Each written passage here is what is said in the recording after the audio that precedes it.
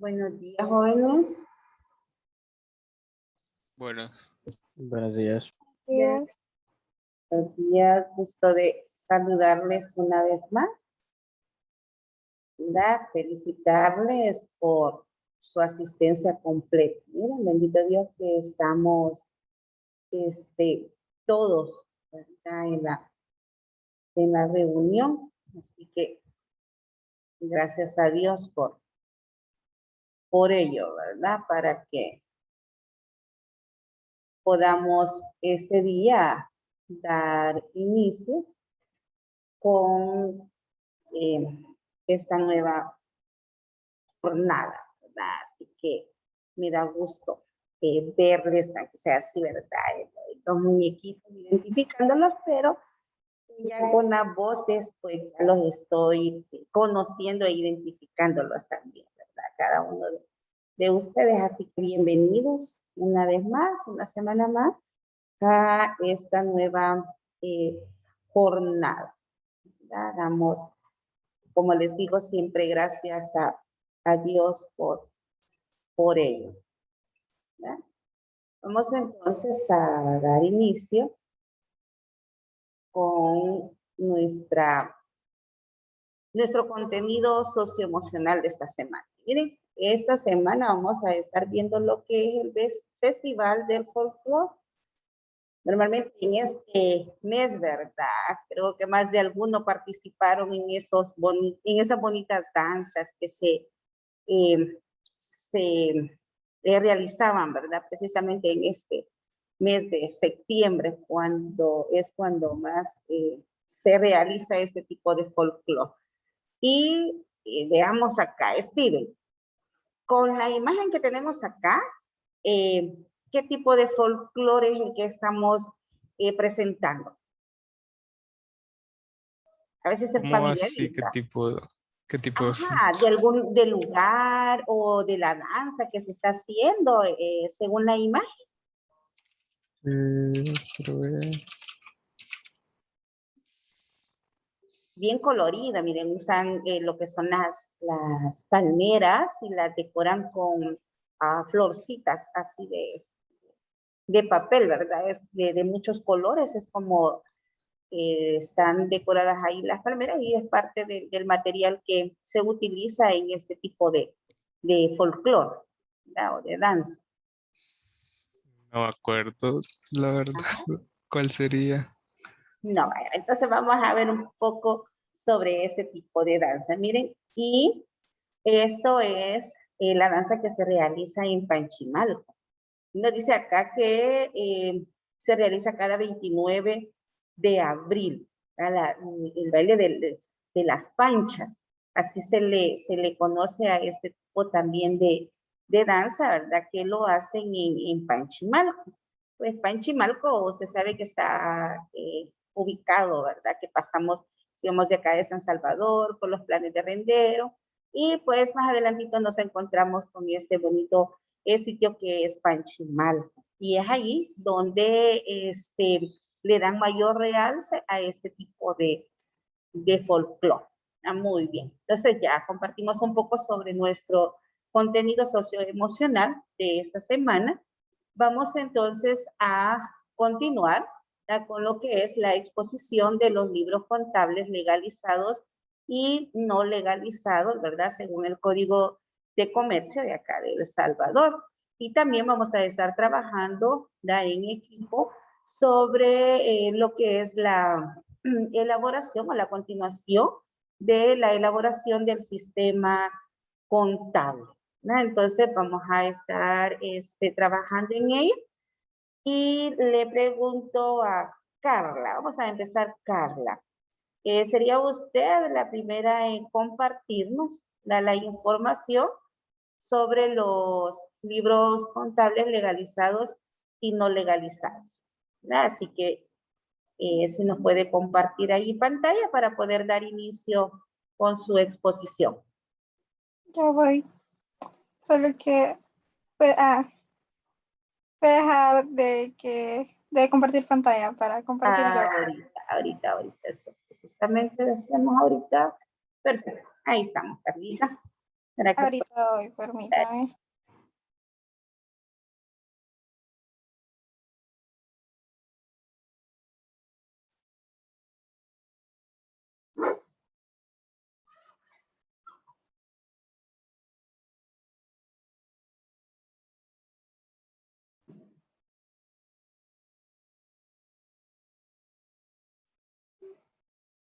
Lo miran, ¿verdad? Sí, ya es. Sí. Perfecto. Ok. Am, buenos días. Hoy les voy a platicar un poco sobre los libros legalizados que anteriormente mis compañeros en la clase pasada ya habían empezado, ¿verdad? Que son Fabricio, Diego, Gaby y yo. Ok, primero sobre los libros legalizados. Vamos a dar una breve explicación sobre lo que es el sistema contable.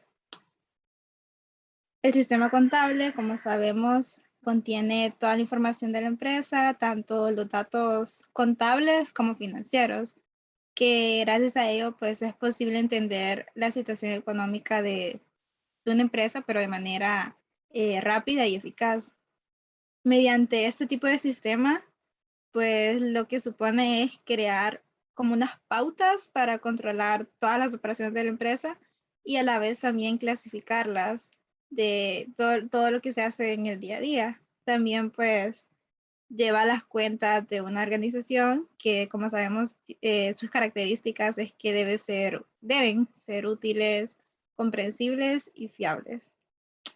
Ok, el sistema contable es a lo que se refiere la legislación mercantil local que corresponde a un manual contable, que este es aprobado por un contador público autorizado y está, o sea, lo que contiene son la descripción general de la compañía, la descripción de las políticas contables de acuerdo a las NIF para las pequeñas y microempresas o las NIF en su versión completa. También están los libros legales y los libros contables que utiliza la compañía, el catálogo de cuentas, que sabemos que ahí pues van los códigos contables, y el manual de aplicación de estas cuentas. Ahora, ¿qué son los libros contables legalizados? Los libros contables, pues son 3 libros, como dijimos, que en primer lugar, pues, los libros contables tenemos los libros legales o los contables. Los legales son donde está el registro en forma analítica y detallada de valores e información de los libros principales, y los contables se plasma toda la información económica, financiera y contable de una empresa. Estos libros contables pues son utilizados para respaldar estos asientos que hace las sociedades, las empresas, y pues claramente tienen que deben de actualizarse para la revisión de los auditores que los revisan y los tributarios del país.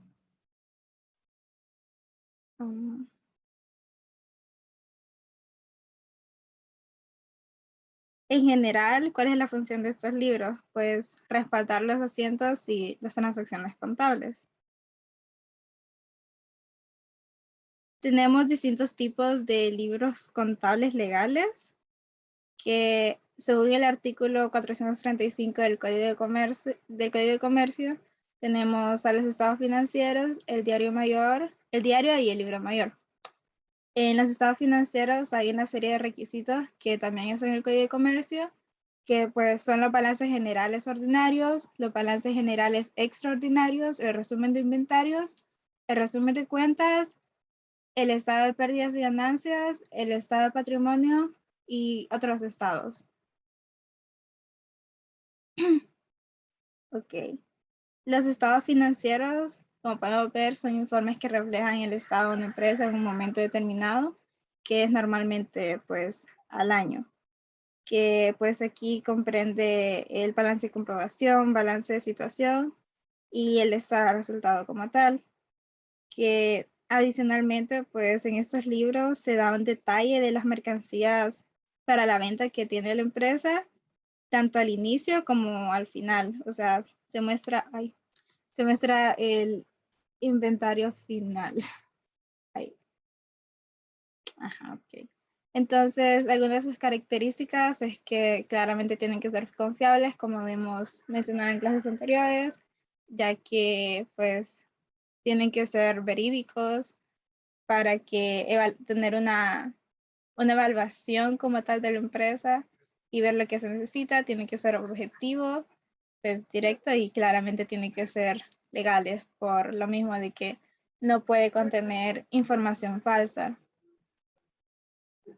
Este es un ejemplo de estado de resultado que ya lo hemos trabajado en clase, como podrán ver, de las ventas netas, utilidad bruta, utilidad operativa, utilidad ante tu impuesto, utilidad neta de las operaciones continuadas y la utilidad neta. Ahora con el libro diario, pues se refleja a diario todas las operaciones relativas a la actividad de la empresa y está formado por el conjunto de todos los asientos contables de esa, en el que, pues, como dijimos, una anotación de cierta acción en el libro diario es llamado asiento, que estos asientos son anotaciones registradas por los sistemas que ha decidido la empresa de partidas y contiene tanto entrada de débito en una o más cuentas y de crédito en otras cuentas. Así, de tal manera que la suma de los débitos tiene que ser igual a la suma de los créditos, así para que así se mantenga la ecuación de contabilidad. Entre sus características es que se considera uno de los registros contables principales, ya que como dijimos es ahí donde se refleja lo del día a día. Tiene que ir en la partida pues un breve resumen del movimiento, si se hizo una venta, si se hizo una compra, cosas así. Y se tiene que ir registrando pues cronológicamente. No es que vamos a poner primero antes el 15 de septiembre y luego el 2 de septiembre y de ahí el 25 y así, no, tiene que ir pues en orden por fechas. Aquí igualmente tenemos un ejemplo que también ya le hemos hecho, que primero en la primera columna va la cuenta, perdón, la fecha, luego está el concepto, luego el debe y el haber. Básicamente eso. Ahí digamos, aquí no tiene como por el concepto, por decirlo así, si se ha vendido, si se ha comprado, pero ya sabemos cómo es. Luego en el libro mayor, pues es un libro contable donde se recogen los hechos económicos de una empresa, ya no en función de la fecha como tal, sino en la cuenta que influye, bueno, en la que está. En la secuencia para hacer un asiento en el libro mayor es que primero se anota en el libro diario, pues, o sea, primero se revisa el libro diario y ya después se hacen como fichas de cada cuenta, o sea, por eso individual, ya que así pues representa cada ficha por cada cuenta donde se va poniendo el debe y el haber y luego se suma y si hay diferencia, o sea, se hace la diferencia si es que hay dos cantidades, si hay cantidades en el debe y en el haber. ¿Qué es esto? Por ejemplo, aquí, bueno, ajá, sí, aquí se hace una diferencia, 1850 menos 1500 queda 350, y en cuentas por cobrar, pues igualmente, en edificio no, solo está en el debe 86.250. Ahora vamos con los libros legales, que se hizo una modificación en el artículo 40 del Código de Comercio, que los libros legales lo comprenden el registro de accionistas o socios, las actas de Junta General de Accionistas o Socios, las actas de Junta Directiva o Administrador Único y los aumentos y disminución de capital. Ok, primero en el registro de accionistas o socios son los que contienen datos personales del accionista, como otras características tenemos que pues nos ayuda a mejorar la organización y que también el socio lo puede examinar, que este lo llevan todas las sociedades de capital en el que se anotan los nombres de los accionistas y los movimientos relacionados con sus acciones, que aquí donde se conoce la distribución accionaria de la sociedad.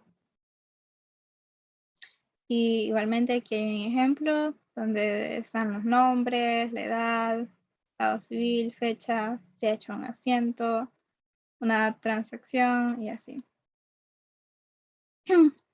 Luego tenemos las actas de Junta General de Accionistas o Socios, que aquí donde se sientan las reuniones ordinarias o ya extraordinarias que tienen entre los socios, que pues de hecho es como la máxima entidad de la empresa, que donde se toman las decisiones como, digamos, un cambio de miembros o se otorgan poderes o se cambia el nombre y entre otras cosas, se pueden hacer muchas cosas ahí.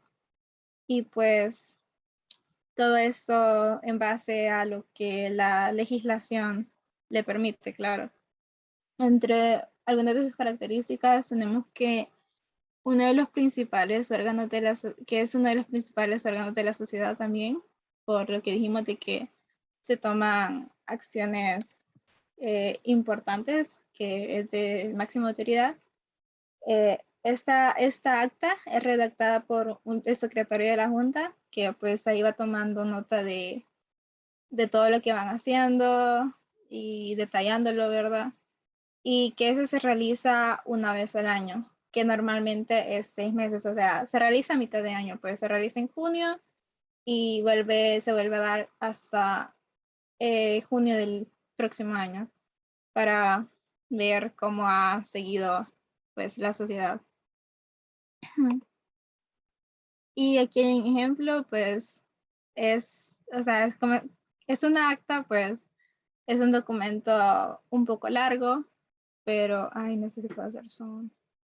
Ay, no puedo. Pero, eh, pues como vemos, o sea, están los nombres de los socios, y ya más detallado lo que se ha hablado en esa junta. En las actas de junta directiva o administrador único, pues la junta directiva es quien ejecuta las decisiones de los socios.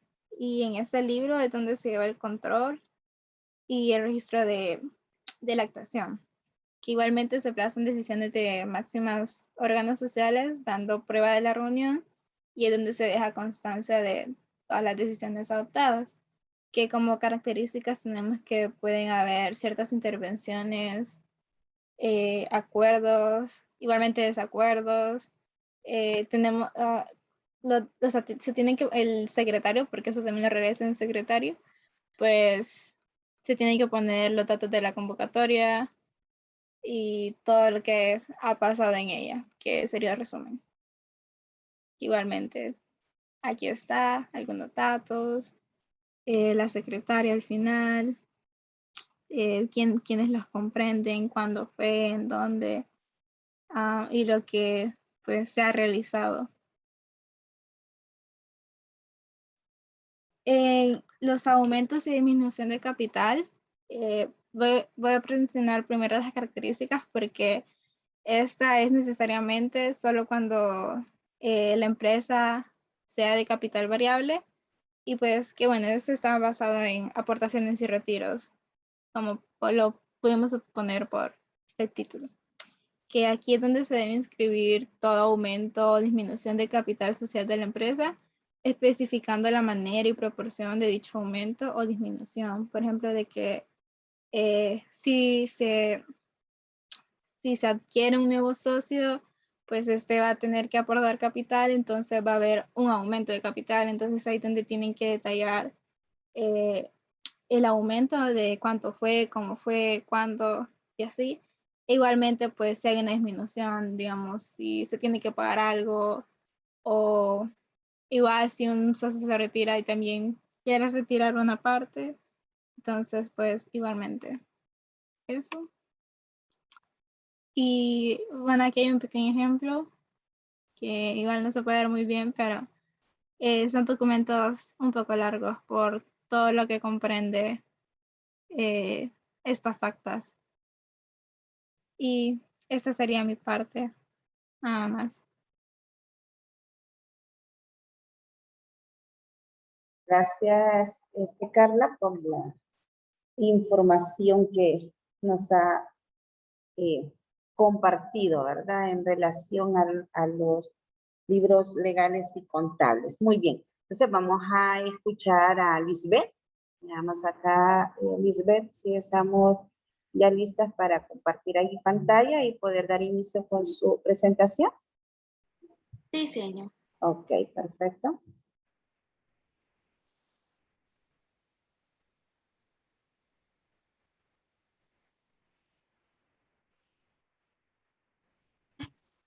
Permítame, aunque ya se había trabado.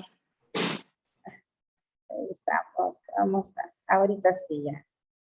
Bueno, a continuación de lo que mi compañero Francisco había hablado, esos son de los libros que también forman parte de los legalizados y ahora les voy a hablar sobre lo que son los libros de control de IVA. Decimos que estos son documentos oficiales donde se registran las facturas expedidas por nuestras ventas y prestaciones de servicio, así como también las facturas recibidas por las compras hechas. Todos estos tienen que ver con el impuesto del valor agregado. Y también es importante mencionar, antes de empezar a hablar sobre los libros, que las empresas necesitan documentos legales que sirvan de base para el llenado de estos libros. Se menciona que toda empresa legal está obligada a emitir comprobantes de crédito fiscal. Estos deben de imprimirse en talonarios prenumerados en forma correlativa. Hay imprentas autorizadas para realizar este tipo de función. Hay algunos negocios que no son formales, pero que siempre dan factura, pero estas facturas no son legales. Entonces, esas no nos sirven. Luego también mencionamos que estos comprobantes deberán de emitirse en triplicado. Una que se queda la empresa que lo emite, a el otro que pues la empresa que está comprando y el otro creo que va para registro. Ahora les voy a hablar sobre el libro de compras a contribuyentes. Y también puede llamarse como libro o registro de compras efectuadas. El objetivo de este libro es registrar las operaciones que realiza el contribuyente cuando adquiere bienes o servicios con comprobantes de crédito fiscal. Todo esto debe ir como relacionado con la actividad de la empresa y también deben incluirse las compras en las que se recibió ticket o justificante de banco como comprobante, o sea, no necesariamente debe de ser una factura. Pero siempre es importante guardar todo tipo de comprobante para justificar las adquisiciones que se hacen. Luego tenemos como el ejemplo de cómo va estructurado un libro de compras y tenemos que dentro del encabezado debe ir el nombre del libro a realizar, el nombre del contribuyente o de nuestra empresa, el número de registro de contribuyente que sería el de nuestra empresa y este es emitido por el Ministerio de Hacienda durante la inscripción como contribuyente a IVA. Luego tenemos el número de identificación tributaria que también es emitido por el Ministerio de Hacienda, el mes en el que se está realizando el libro, porque estos se elaboran de forma mensual, y el año de elaboración. Luego ya tenemos como en sí lo que es el cuadro y tenemos que la primera columna es el número. Estos números deberán de ser correlativos a la transacción, es decir, deben de tener una secuencia. Luego tenemos la fecha de emisión de orden y esto también debe tener una secuencia según se haya hecho la compra. Luego tenemos el número del documento. este número ya está preimpreso y es el que tiene, esto lo vamos a obtener del comprobante. Luego tenemos el NRC del contribuyente que nos otorga, es decir, del contribuyente al que nosotros les estamos comprando. Luego tenemos lo que es el NIP o DUI de sujeto excluido. Es importante recalcar que esto solamente se utiliza cuando le estamos comprando a personas naturales. Y esto se hace como para poder hacer la diferencia con los negocios o las empresas de las personas naturales. Luego tenemos lo que es el nombre del proveedor. Y seguido de eso tenemos lo que es las compras exentas. Decimos que las compras exentas no se encuentran afectos al impuesto, al valor agregado. Y algunos ejemplos de eso puede ser medicina de una patente, libros, revistas, periódicos y otros. Entonces, si estamos realizando compras de estos productos, lo vamos a registrar dentro de las compras exentas, ya sean si las compras es internas, si las compras internacionales o son importaciones. Luego tenemos lo que son las compras grabadas. De igual forma, estas son las que sí se le incluye el valor de IVA y pues en esta, por ejemplo, si yo le estoy comprando a una librería y está dentro de nuestro país, yo debo de poner el valor aquí de lo que es la compra. Ya está en todo caso si fuera aquí. Igual si es internacional, si son internaciones se pone dentro de ahí o si son importaciones. Luego se obtiene lo que es el crédito fiscal de acuerdo al valor de la compra. Entonces multiplicaríamos lo que hemos puesto dentro de las compras por el 13% para saber cuál es el crédito fiscal. Luego tenemos lo que es la contribución especial. Y esto se hace en casos especiales, ya sean para la compra de combustible, que se nos aplicaría lo que es lo del Fovial Icotrans, o también para la compra de servicios de telecomunicación o compra de dispositivos tecnológicos. Se le pone lo que es el impuesto de contribución especial para la seguridad ciudadana y convivencia ya no vigente, y convivencia, perdón.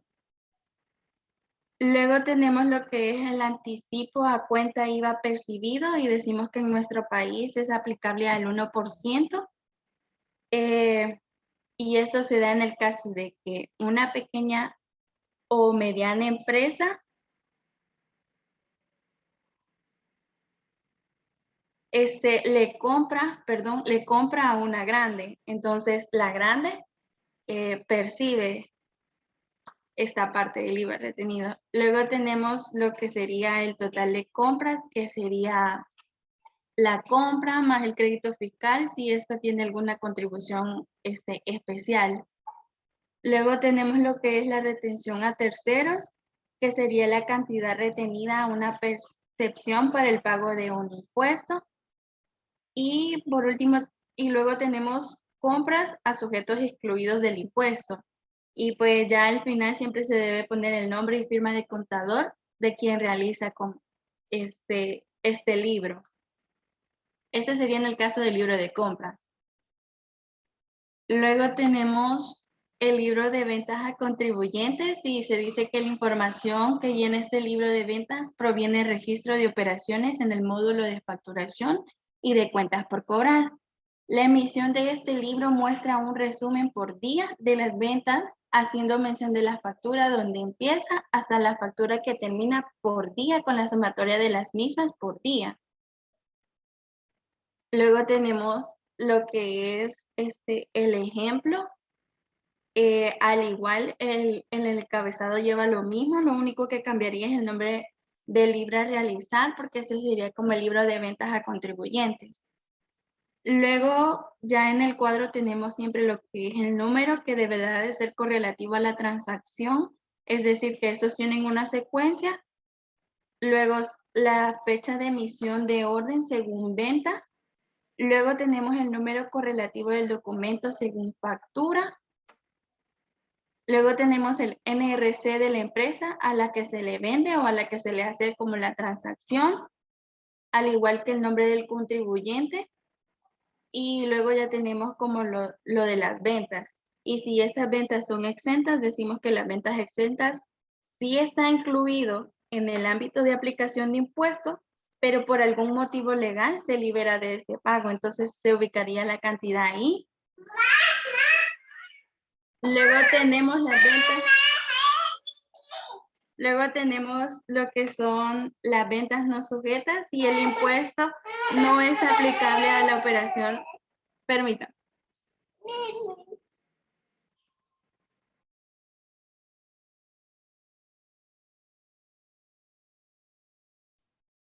En relación a lo que estaba explicando, ¿verdad? Y su compañera Lisbeth, que lo está haciendo muy bien en relación a cada uno de los libros, ¿verdad? De cómo es que se estarían llenando cada uno de ellos, el significado de cada una de las columnas y de igual forma, ¿verdad? De que hasta se ha modificado lo que es la parte de los sujetos excluidos también, ya van incorporados en lo que es el formato de las declaraciones de IVA. Entonces, esa también ha sufrido una modificación, pero en sí el formato ya de las declaraciones, ¿verdad?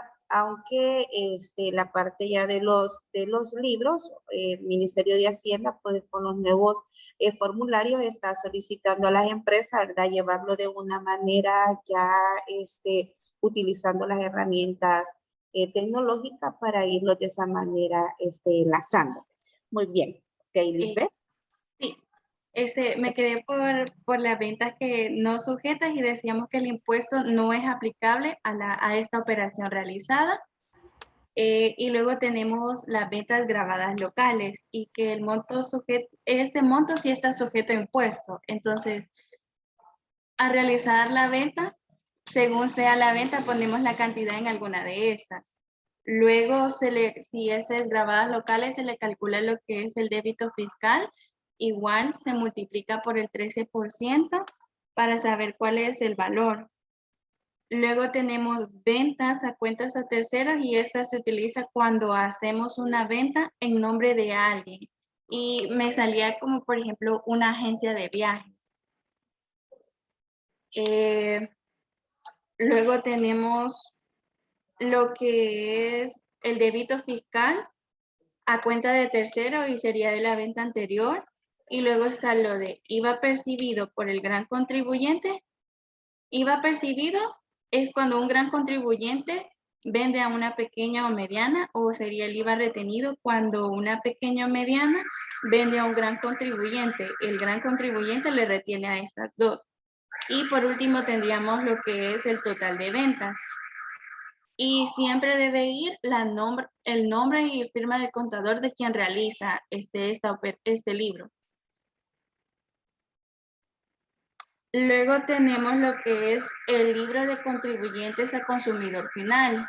Este se dice que un libro de ventas a consumidor final es el libro que registra las ventas realizadas por el contribuyente, el cual entregó facturas, consumidor final, facturas de exportación, tickets de máquinas registradoras o ventas con facturas simplificadas. Y aquí tenemos lo que es el ejemplo. Y igual el encabezado siempre sería el mismo. Lo único que cambiaría es el nombre del libro, que en este caso sería el libro de ventas a consumidor final. Luego ya en el cuadro tendríamos lo que es el número, que deberá de ser correlativo a la transacción, que siempre tienen una secuencia. Luego la fecha de emisión también debe ser según el orden de venta.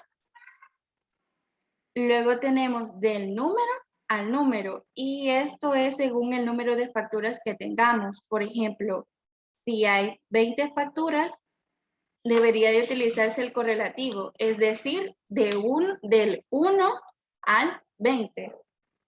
Luego tenemos lo que es el número de la máquina registradora. En este caso, si hubiese un ticket, si es factura, pues no se llena esta parte. Luego tenemos lo que es las ventas exentas, y ya lo mencionábamos, que sí está incluido en el ámbito de la aplicación del impuesto, pero por algún motivo legal se libera de este pago. Al igual que las ventas no sujetas, el impuesto no es aplicable a la operación realizada. Luego tenemos lo que es ventas grabadas. En esa se pone como el monto de la venta, ya sean locales o de exportación. Ahí vamos a poner el total, perdón, el monto de la venta. Y luego tenemos lo que es el total de las ventas. Y por último tenemos lo que es las ventas a cuentas de tercero, que en esta es cuando hacemos operaciones en el nombre de otras personas. Y siempre debe ir como con el nombre y la firma del contador de quien realiza el libro. Luego tendríamos lo que es las características de estos libros, y dice que los libros en físico, según el artículo 141 del Código Tributario, los libros deberán de ser empastados y correctamente foliados. Luego tenemos la autorización, que ya sean los libros físicos o digitales, estos deben de estar autorizados por un contador público autorizado por el Consejo de Vigilancia de la Contaduría Pública y Auditoría. Luego tenemos lo que es la totalización, y las anotaciones en este libro deben ser de conocimiento del contador y totalizarse por periodo tributario para que sirva de base a la elaboración y declaración del IVA. Luego tenemos lo que son los registros. Los registros deben hacerse diariamente y en orden cronológico, y se permite un atraso máximo de 15 días si no se pone una infracción, y si se sigue atrasando otro día más, la infracción va aumentando según el número de días que esté atrasado. Y luego tenemos que los registros de estos libros son acordes a la ley del IVA en nuestro país y al Código Tributario. Ahí olvidé ponerlo. Y deben tener la asignación y autorización de la Administración Tributaria. Y al igual que los demás libros, estos deben ser legales, es decir, deben de tener una validez ante la ley, deben ser comprensibles y precisos para la utilización a futuro. Y esto sería todo de mi parte. Ok, perfecto. Gracias, Lisbeth, por la información que nos ha compartido, y como les decía anteriormente, ¿verdad? Muy completa, y ese es el objetivo, ¿verdad? De que ustedes pues realizan la investigación y dan un valor agregado más, ¿verdad? Para ir complementando la información acá. Así que muy bien, felicidades. Y vamos a escuchar entonces en este momento a Soraya. Ella también nos va a hablar un poco sobre lo que son los libros, ¿verdad? O las actas y todo lo relacionado a la parte legal. Muy bien, Soraya. Ok, señor. La escuchamos. Perfecto. Bueno, con lo que voy a empezar es con los libros de acta de Junta General de Accionistas o Socios. Decimos que la Junta General de Accionistas o Socios es uno de los principales órganos del gobierno de toda sociedad capital. Se constituye como la asamblea de los socios y propietarios de la empresa, en la que toman aquellos acuerdos y decisiones para aquellas materias que los estatutos de sociedad y la legislación lo permiten. El acta de esta reunión es el documento que recoge todo aquello que ha sucedido en la Junta para poder ser llevado a conocimiento público y ser inscrito en el registro mercantil para que controle si los acuerdos o decisiones que se tomaron son legalmente válidos. El acta es, por tanto, un documento de vital importancia para toda sociedad de capital. La persona destinada a firmar el acta es el secretario de la Junta, pues es precisamente esta la persona que debe firmarla, contando con la aprobación anterior a tal efecto de la persona que haya ejercido como presidente de la Junta. Entonces sería el presidente y el secretario. Es bastante frecuente que tanto el secretario como el presidente de la Junta sean personas que ostenten el puesto relevante en el Consejo de Administración de la empresa. Las partes que contiene un libro de acta de Junta General sería fecha y lugar del territorio donde se celebró la reunión, ya sea nacional o en el extranjero. Resumen de los asuntos debatidos y de aquellas intervenciones de los socios que se solicitará que haya constancia en el acta, el contenido de los acuerdos, el contenido de los acuerdos y decisiones adoptadas, el resultado de las votaciones efectuadas especificando el tipo de mayoría por el que se ha aprobado la decisión, las oposiciones y votos contrarios al acuerdo o decisión adoptadas, si así lo solicitan los socios discordantes, y por último, la aprobación y la firma del acta. El ejemplo como imagen como tal no lo tengo, solamente encontré como un documento para descargar.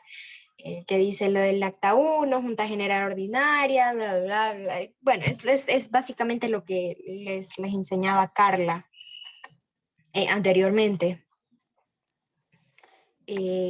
Pasemos a la siguiente, por favor.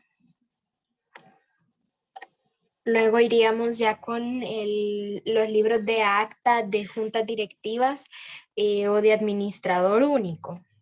En este decimos que es un documento mediante el cual se constatan los hechos, deliberaciones y acuerdos llevados a cabo en una reunión determinada. Se dice que son fundamentales para consignar decisiones que se toman en la junta directiva. Por ello, es importante evidenciar con documentos palpables toda la información y decisiones que se toman en dicha junta. Bueno, en caso de que sea administrador único, pues el acta nada más será de administrador único.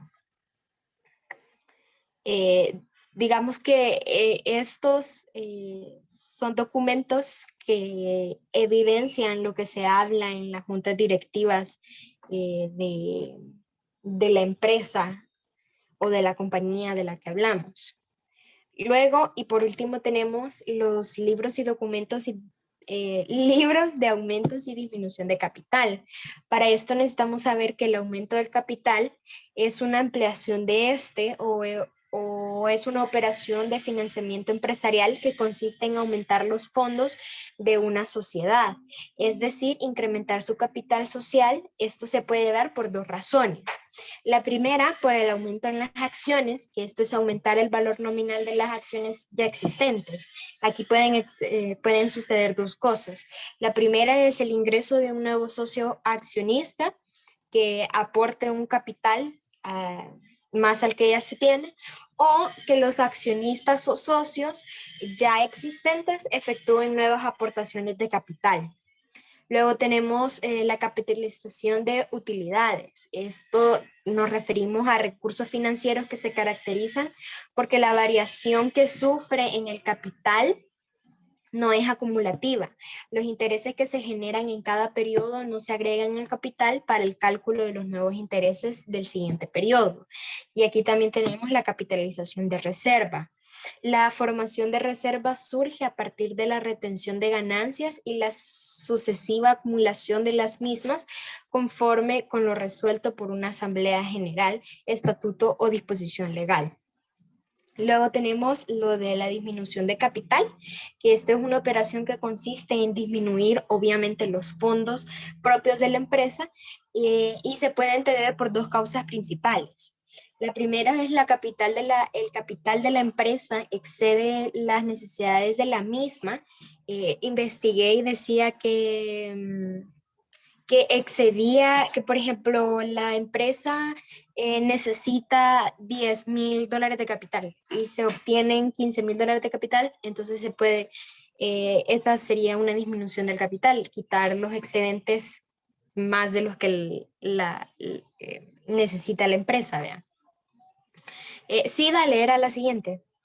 Y por último tenemos la empresa se encuentra en situaciones de debilidad económico-financiera y precisa ajustar los niveles de fondos propios y sus ratios financieros. Acá nos referimos a que, por ejemplo, puede existir el retiro de un socio accionista que decida retirarse de la sociedad, de la empresa y retire su capital. Por ende, la empresa estaría teniendo una disminución del capital. Eso sería por mi parte. Y siempre recordando que al final de estas actas siempre va a ir firmado por el presidente y el secretario. Muy bien, Soraya, gracias. Excelente ahí su participación también, ¿verdad? Muy bien. Entonces, vamos a estar trabajando también en la parte de acá vamos acá, de esto, del sistema contable, como explicaban ya ahí sus compañeros, ¿verdad? Y lo veíamos también en las clases anteriores. Tenemos en el sistema contable que estamos trabajando en lo referente a la descripción del sistema contable, en el cual allí se iban a contemplar lo que eran lo referente a los datos generales, ¿verdad? De la sociedad, es decir, qué tipo de razón social es la que se está conformando, si es una sociedad anónima de capital variable, si son comanditas, si van a ser sociedades de personas, ¿verdad? En nombre colectivo, o qué tipo de sociedad o qué tipo de razón social se tendría. También cuál va a ser el plazo de la sociedad, eso se contempla dentro de la descripción del sistema contable, su actividad económica, el capital social requerido, su NIT, su NRC y la dirección. Eso es en relación a la descripción del sistema contable, que era lo que tendrían que estar trabajando. Y luego también iban a estar trabajando lo referente a las políticas, ¿verdad? A las políticas contables. Es decir, cuál va a ser la base de presentación de los estados financieros que como empresa se estarían llevando. También la parte del efectivo y equivalente, cuál va a ser la política que ustedes como empresa van a tener en relación a su efectivo. Por ejemplo, se les compartía que si el depósito que se haga a plazo, cómo es que lo van a considerar y en qué, hasta qué tiempo, ¿verdad? Si a 60 días, a 90 días, ustedes lo estarían considerando como parte siempre de su efectivo y equivalente. Entonces, veíamos también la parte del inventario, como las políticas contables, cómo es que van a estar ustedes manejando la parte de sus inventarios. Y vamos a continuar entonces trabajando con lo relacionado. Eso teníamos acá en la descripción del sistema, lo que les decía, ¿verdad? La dirección exacta, el acto en giro, la fecha, nombre y número del auditor externo, la actividad económica principal, que son parte también de los datos generales, los datos del sistema, cuál era el tipo de evaluación de inventarios que se iba a tener, si va a ser perpetuo o si sería el método analítico pormenorizado.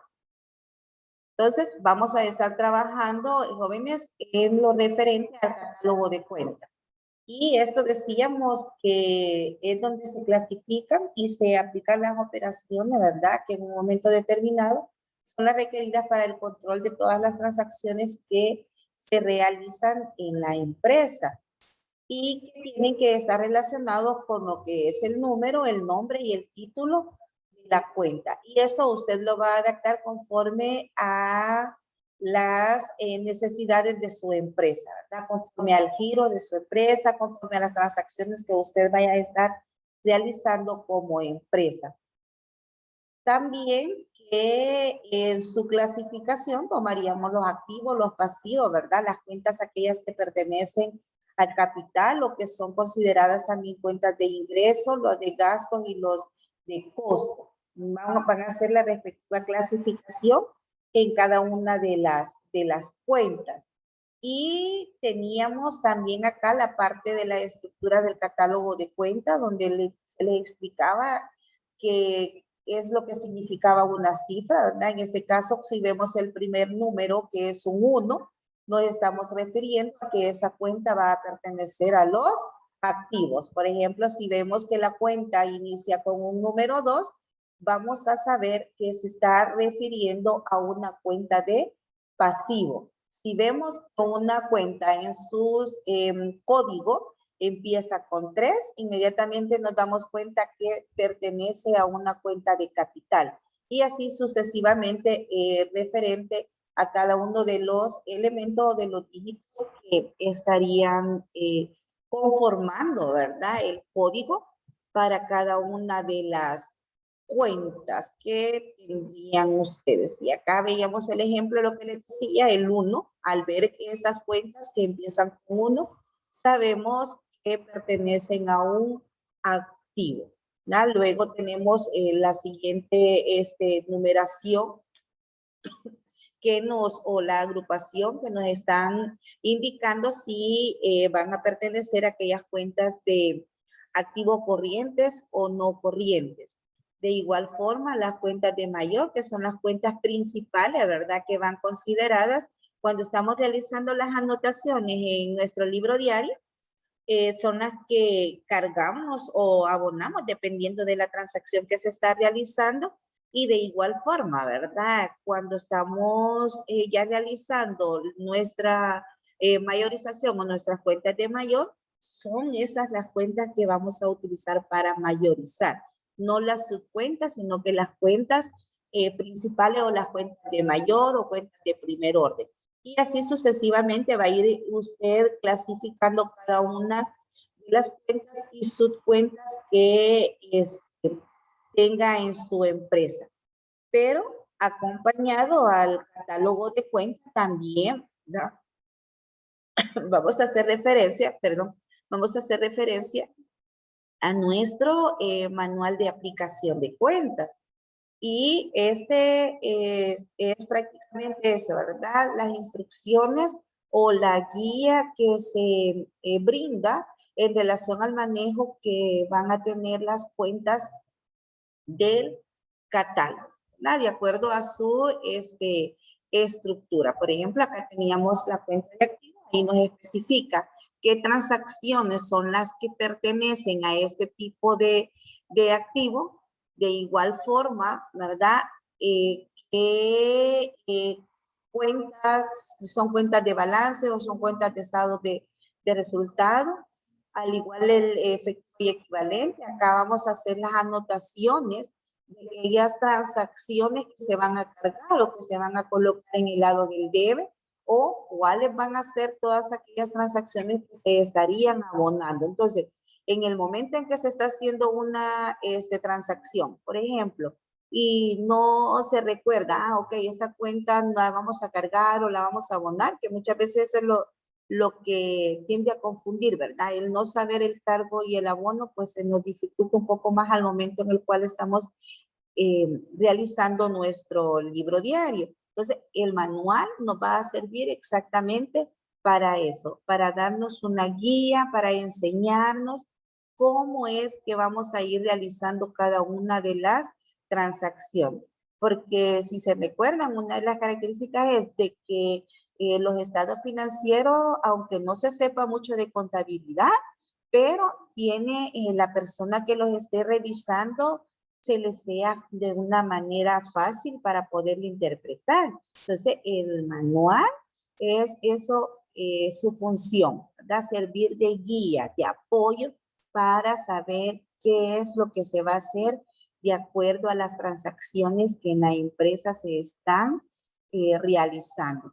Y de igual forma, como decimos, esta cuenta se carga, esta cuenta se abona, también vamos a especificar qué tipo de saldo es el que tiene que tener esa cuenta, ¿verdad? Y es donde determinamos las cuentas de saldo deudor y las cuentas de saldo acreedor, ¿no? Y eso nos sirve también de guía para el momento en el cual estamos llevando las cuentas al libro mayor. Muy bien, entonces en esa parte es que estarían trabajando jóvenes en el catálogo, el manual de cuentas y también en el sistema de evaluación de inventario, si es perpetuo o si es pormenorizado de acuerdo al tipo de transacción que ustedes vayan a estar realizando.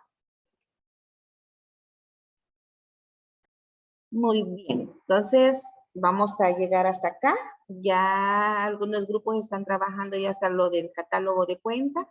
El manual de aplicaciones, igual recuerde que va de acuerdo a las cuentas principales, son las que irían detalladas en su manual de aplicación, ¿verdad? Es decir, efectivo y equivalente, cuentas por cobrar, inventario, gastos pagados por anticipados. Únicamente va a ir dando las indicaciones de las cuentas principales y detallando ahí cuándo usted lo va a cargar, por qué transacciones las estaría abonando y qué tipo de saldo tendrían estas cuentas.